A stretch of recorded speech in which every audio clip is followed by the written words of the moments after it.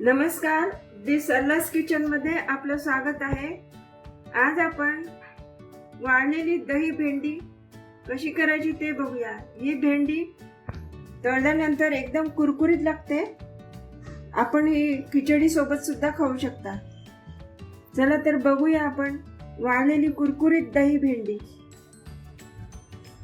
त्यासाठी आपण भेंड्या चांगल्या धुवून घेतलेल्या आहेत।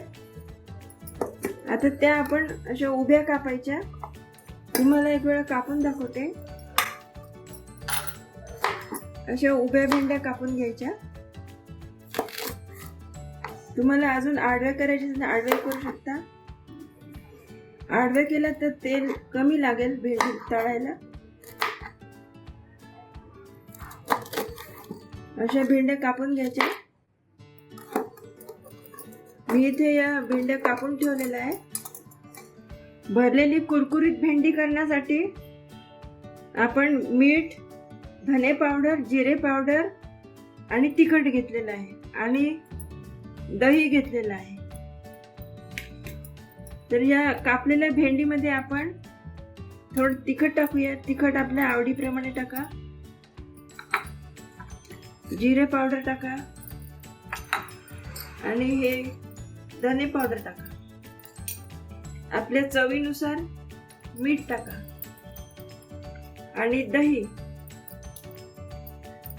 थोडं जास्त टाकलं तरी चालते। आता हे आपण चांगलं मिक्स करून घेऊया। करायला एकदमच सोपं आहे आणि चवीला पण एकदम कुरकुरीत छान भेंड्या तयार होतात आपल्या। ते या उन्हात वाळवावं लागतात। हे असं छान मिक्स करून घ्यायचं। प्रत्येक फोडीला ते दही आणि ते मिश्रण लागलं पाहिजे। असं छान मिक्स करून घेतलं आणि हे एका ताटामध्ये आपण वाळत ठेवूया।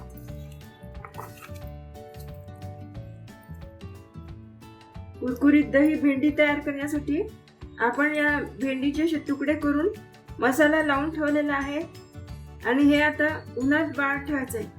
उन्हात चांगलं 2-3 दिवस कडक वाळेपर्यंत ठेवा, नंतर तळता येतं।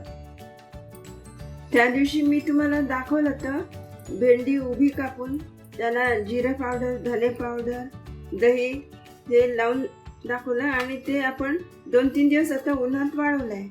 तर ही भेंडी चांगली अशी वाळलेली आहे। आता या भेंडीला आपण तळूया।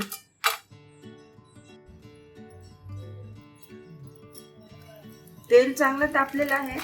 आता आपण या वाळवलेल्या भेंड्या तळून घेऊया। वाळवल्यानंतर या भेंड्या खूपच कुरकुरीत लागतात। गॅस तुम्ही लहानच ठेवा, नाहीतर भेंड्या जळू शकतात।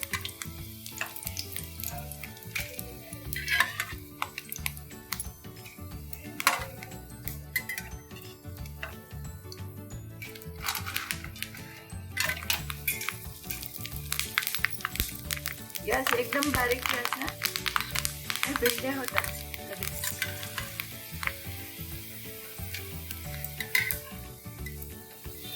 या भेंड्या तळून झालेल्या आहेत, छान कुरकुरीत झालेल्या आहेत। या भेंड्या खिचडी सोबत किंवा जेवणात एखाद्या वेळेस तुम्हाला वाटलं तर टेस्टी पाहिजे त्यासाठी पण तुम्ही तळू शकता। जर तुम्ही करून पहा, तुम्हाला नक्कीच आवडतील। आणि माझ्या चॅनलला लाईक करा, शेअर करा, सबस्क्राईब करा। धन्यवाद।